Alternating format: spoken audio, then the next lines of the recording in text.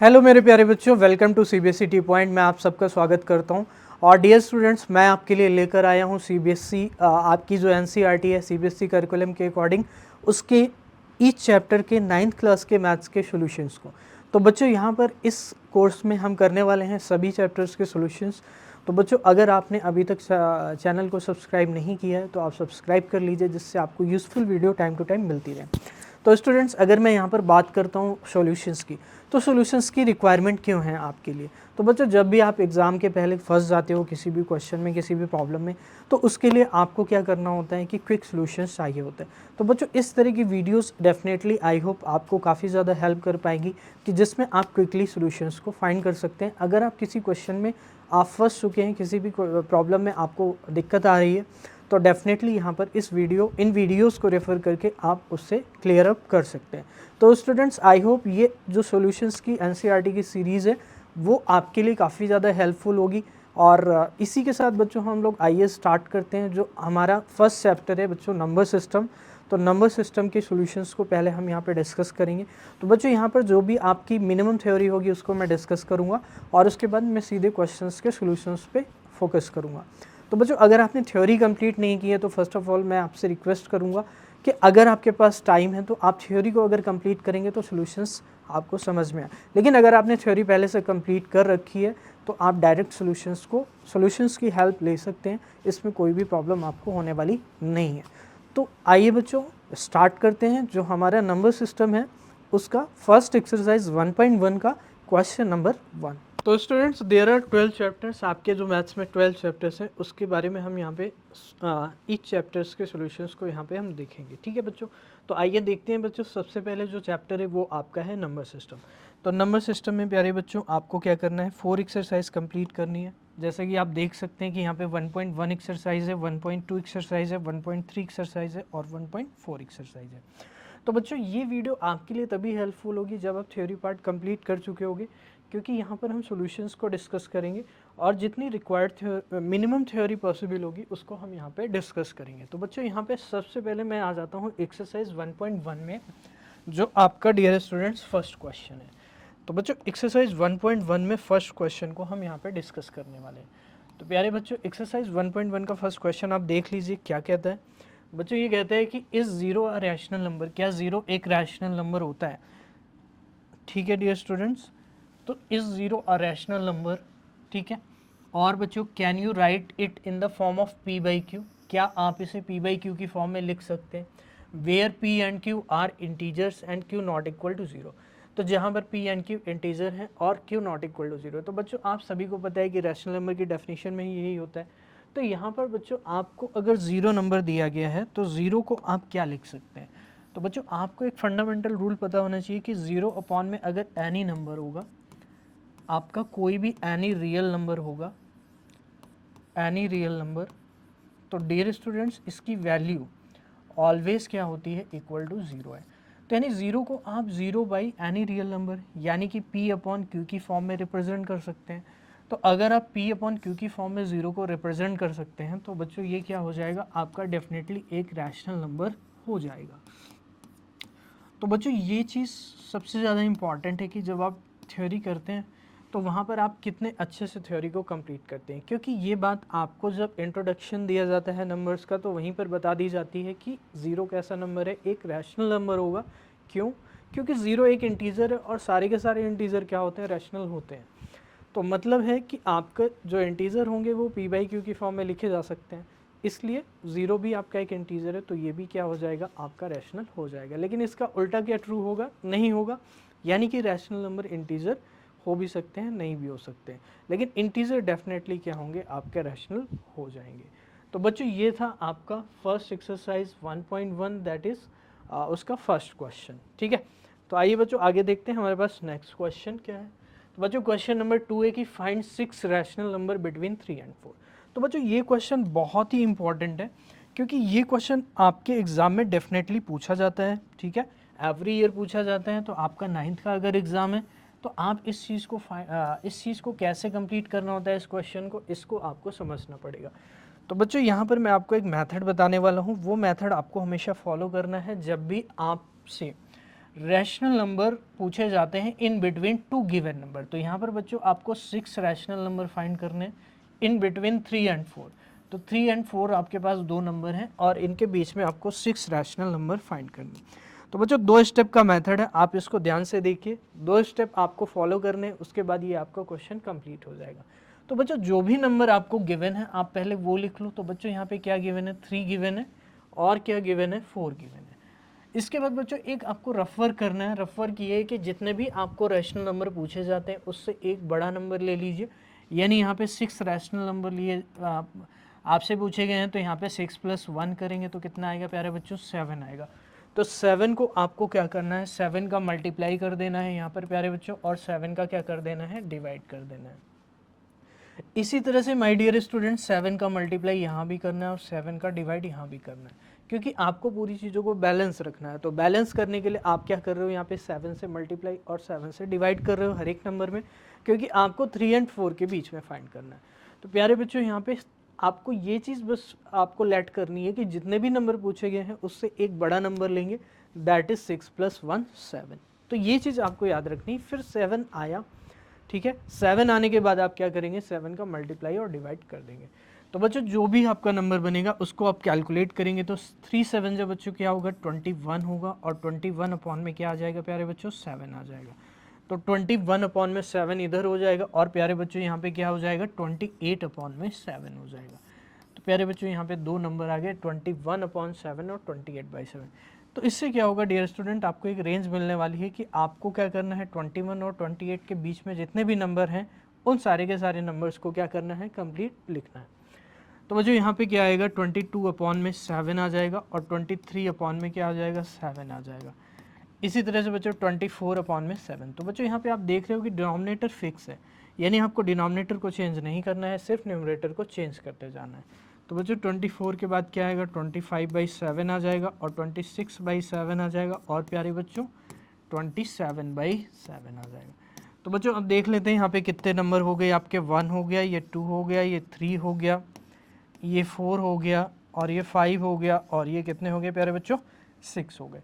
तो बच्चों यहाँ पे आप देख सकते हो कि there are 6 rational number between 3 and 4। तो 3 एंड 4 के बीच में आप 6 रैशनल नंबर इस तरह से फाइंड कर सकते हैं। तो बच्चों 6 ही नहीं, आप कितने भी नंबर फाइंड कर सकते हो, ये डिपेंड करेगा क्वेश्चन में कितने नंबर आपसे पूछे गए हैं। अगर आपसे 5 पूछे गए तो you will do 5 + 1, that means 6 करेंगे। तो बच्चों आई होप आप इस चीज़ को समझ गए होंगे कि आपको कैसे फाइंड करना है। तो आप इसको नोट कर सकते हैं, स्क्रीनशॉट्स ले सकते हैं। तो आइए बच्चों देखते हैं नेक्स्ट क्वेश्चन हमारे पास क्या है। तो स्टूडेंट्स हमने 2 क्वेश्चन डिस्कस कर लिए हैं, अब हम आ जाते हैं थर्ड क्वेश्चन में। तो मेरे प्यारे बच्चों थर्ड क्वेश्चन आपका क्या है कि find the 5 rational number between 3/5 and 4/5। तो बच्चों जैसे मैंने आपकी सेकंड क्वेश्चन डिस्कस किया था कि वहाँ पे आपके 2 इंटीजर गिवन थे, और बच्चों यहाँ पे आपके 2 रैशनल नंबर गिवन है। तो बच्चों इंटीजर हो या फिर रैशनल नंबर हो, आपका मेथड वही रहने वाला है जो मैंने अभी आपको बताया था। तो प्यारे बच्चों आपको मैंने क्या बताया था, आपको ये बताया था डियर स्टूडेंट्स कि आपके पास जितने भी नंबर फाइंड करने हो, तो बच्चों यहाँ पे कितने नंबर फाइंड करने हैं, 5 रैशनल नंबर फाइंड करने हैं। तो बच्चों आप देख सकते हो 5 रैशनल नंबर फाइंड अगर आपको करने हैं तो प्यारे बच्चों 5 के साथ आपको क्या करना है, +1 करना है, यानी प्यारे बच्चों कितना हो जाएगा, 6 हो जाएगा। तो बच्चों आपको जो जितने भी नंबर फाइंड करने होते हैं उसमें आप हमेशा क्या करते हैं, 1 को प्लस करते हैं। फिर प्यारे बच्चों जो नंबर आता है आपका, तो 5 अगर मुझे फाइंड करने तो मैंने 1 किया तो मेरे पास 6 नंबर मिला, तो मुझे जो भी नंबर मिलता है उसी को मैं न्यूमरेटर और डिनोमिनेटर में मल्टीप्लाई कर देता हूँ। बस डियर स्टूडेंट्स इस क्वेश्चन का सोल्यूशन इतना ही है। तो आपको ये चीज़ बहुत ही क्लियर कर लेनी है कि इस टाइप के क्वेश्चन को आप कैसे अटेम्प्ट करोगे। तो बच्चों यहाँ पे आपको क्या करना है, इसके बाद आप 3/5 एंड 4/5 ले लेंगे, और प्यारे बच्चों यहाँ पे 3/5 एंड 4/5 अब लेने के बाद क्या करेंगे, जो भी नंबर गिवन है 6 उससे क्या करेंगे मल्टीप्लाई, और उसी से क्या कर देंगे डिवाइड। बच्चों यहाँ पे क्या करेंगे, 6 से मल्टीप्लाई कर देंगे और 6 से डिवाइड कर देंगे। ओके, देन 6 3 जा क्या हो जाएगा आपका 18, और 18 अपॉन में क्या हो जाएगा 30, और बच्चों यहाँ पे क्या हो जाएगा 24 अपॉन में 30। तो बच्चों आपको क्या करना है, अगेन वही चीज़ अप्लाई करनी है कि आपको डिनोमिनेटर को फिक्स रखना है। तो ये आपका डिनोमिनेटर है, तो तो अगर आप डिनोमिनेटर को फिक्स रखेंगे और न्यूमरेटर को इंक्रीज करते जाएंगे, तो बच्चों न्यूमरेटर को अगर इंक्रीज करेंगे देन ये क्या हो जाएगा 19/30 हो जाएगा, 19/30 हो जाएगा। देन इसके बाद ये क्या हो जाएगा 20/30 हो जाएगा। देन प्यारे बच्चों यहाँ पे क्या हो जाएगा 20/30 के बाद, क्योंकि हम न्यूमरेटर को बढ़ाते जा रहे हैं तो हमें एक एक इंक्रीमेंट करते जाना है, तो 21/30 हो जाएगा। 21/30 के बाद क्या हो जाएगा 22/30 हो जाएगा। और प्यारे बच्चों 23 अपॉन में क्या हो जाएगा 30 हो जाएगा। तो डियर स्टूडेंट्स आप देख सकते हैं यहाँ पे आपके पास कितने नंबर हो जाते हैं। ये आपका पहला नंबर था, दैट मीन्स अगर आप इसको फाइंड करेंगे तो प्यारे बच्चों ये कितना था 3/5 था, और ये आपका कितना था 4/5 था। तो डियर स्टूडेंट्स 4/5 है और ये 3/5 है। तो बच्चों यहाँ पे आपका कितना हो गया, ये 1 नंबर हो गया, ये 2 नंबर हो गया, ये 3 नंबर हो गया, और ये 4 हो गया, और बच्चों कितने हो गए 5 हो गए। तो हमें फाइंड भी कितने करने थे डियर स्टूडेंट्स, हमें फाइंड भी 5 ही नंबर करने थे। तो बच्चों यहाँ पे आपने देख सकते हैं कि हमने 5 नंबर रैशनल नंबर ईजिली हमने फाइंड कर लिए। इस तरह से आपको इस मेथड को हमेशा फॉलो करना है जब भी आपको इस टाइप का क्वेश्चन देखने को मिलता है। तो क्वेश्चन आपका ऐसा भी हो सकता है कि 2 इंटीजर गिवन हो जैसे इसके पहले क्वेश्चन में था, या फिर आपका क्या हो सकता है प्यारे बच्चों कि 2 आपको क्या गिवन होगा, यहाँ पर रैशनल नंबर भी गिवन हो सकता है। तो आइए बच्चों हम देखते हैं स्टूडेंट्स, जो आपका चैप्टर है नंबर सिस्टम क्लास 9th में, उसकी 1.1 एक्सरसाइज एनसीईआरटी से बच्चों हम क्वेश्चन नंबर 4 करने वाले हैं। तो मेरे प्यारे बच्चों आप क्वेश्चन देख सकते हैं, आपके सामने क्वेश्चन लिखा हुआ है कि क्वेश्चन क्या है। तो बच्चों ये स्टेटमेंट बेस्ड क्वेश्चन है, और यहाँ पर आपको प्यारे बच्चों एक स्टेटमेंट दी गई होगी, और उस स्टेटमेंट को आपको क्या करना है डियर स्टूडेंट्स, रीड करना है। और रीड करने के बाद प्यारे बच्चों आपको ये बताना है कि ये स्टेटमेंट क्या है, ट्रू है या फॉल्स है। तो इस तरह से आपको give reason for your answers भी देने हैं। तो बच्चों फर्स्ट ऑफ ऑल अब यहाँ पर आपको 2 चीज़ समझनी है कि आपको ये बताना है कि ये स्टेटमेंट ट्रू है या फॉल्स है। फिर अगर ये ट्रू है तो क्यों ट्रू है, उसका क्या करना है आपको बच्चों, रीज़न देना है। तो dear students first of all आप स्टेटमेंट को तभी डिसाइड कर पाएंगे जब आपके बेसिक्स क्लियर होंगे कि ये स्टेटमेंट ट्रू है या फॉल्स है। तो स्टूडेंट्स आप स्टेटमेंट को रीड करिए, और स्टेटमेंट रीड करने के बाद बताएंगे कि every natural number is a whole number. तो डियर स्टूडेंट्स यहाँ पे लिखा गया है कि every natural number is a whole number. तो बच्चों यहाँ पर आपको 2 चीज़ें पता होनी चाहिए कि नेचुरल नंबर क्या होते हैं और आपके होल नंबर क्या होते हैं। तो मेरे प्यारे बच्चों नेचुरल नंबर्स क्या होते हैं, आपके जो भी काउंटिंग नंबर होते हैं, यानी डियर स्टूडेंट्स उसको रिप्रेजेंट करते हैं कैपिटल एन से, और यहाँ पर जो नंबर आएंगे डियर स्टूडेंट्स वो क्या आएंगे 1 2 3 4 5 अप टू इनफाइनाइट। तो डियर स्टूडेंट्स ये आपके हो गए नेचुरल नंबर। इसके बाद बच्चों होल नंबर्स की अगर हम बात करते हैं, तो होल नंबर्स में बच्चों आपके ये नेचुरल नंबर के सारे नंबर आएंगे, बट यहाँ पर डियर स्टूडेंट्स क्या इंक्लूड हो जाएगा, 0 इंक्लूड हो जाएगा।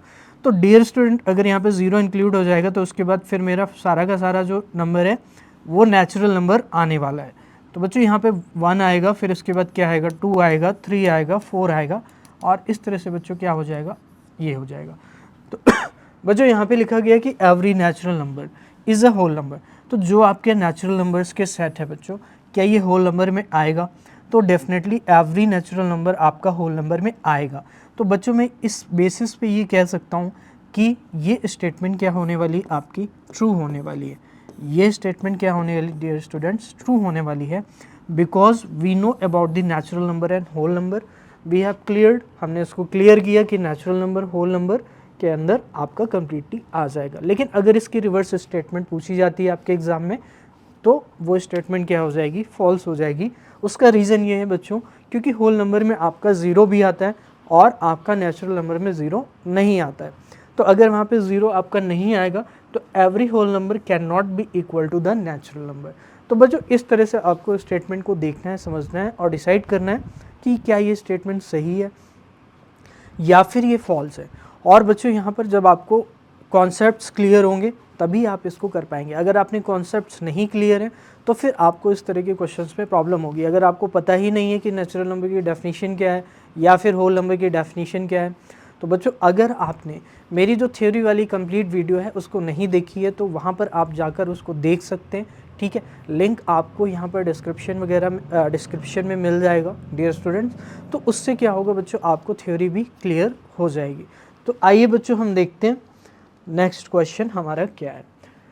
तो बच्चों नेक्स्ट क्वेश्चन की अगर मैं बात करता हूँ तो नेक्स्ट क्वेश्चन है प्यारे बच्चों पार्ट बी आपका 1.1 एक्सरसाइज का क्वेश्चन नंबर जो 4 है डियर स्टूडेंट्स, उसमें आपका क्या है पार्ट बी है। तो बच्चों आइए देखते हैं every integer is a whole number. तो बच्चों यहाँ पर एवरी इंटीजर क्या है आपका होल नंबर होगा या नहीं होगा। तो बच्चों अब यहाँ पर फिर अगेन इंटीजर की बात आ जाती है। तो इंटीजर को बच्चों किससे रिप्रेजेंट करते हैं, आई से, या फिर डियर स्टूडेंट्स आपको बहुत जगह पे जेड भी देखने को मिल सकता है। तो आप दोनों ही सिंबल्स को यहाँ पर याद रखेंगे कि या तो इंटीजर आई से होगा या फिर किससे होगा डियर स्टूडेंट्स, जेड से होगा। तो बच्चों इंटीजर के बारे में मैंने आपको बहुत ही अच्छे से बताया है कि इंटीजर्स क्या होते हैं। तो इंटीजर के बारे में हमने पहले भी अभी डिस्कस किया है, ठीक है। स्टार्टिंग के जब हमने क्वेश्चंस किए थे 1.1 के, तो वहाँ पर भी हमने डिस्कस किया था। तो इंटीजर में बच्चों क्या आएंगे, आपके होल नंबर आएंगे और निगेटिव नेचुरल नंबर आएंगे। तो बच्चों अगर निगेटिव नेचुरल नंबर की बात करता हूँ तो बच्चों वो क्या होंगे, आपके -3, -2 और -1 हो जाएंगे। और प्यारे बच्चों अगर मैं होल नंबर की बात करूँ तो अभी कुछ देर पहले मैंने आपको बताया 0, 1, 2, 3।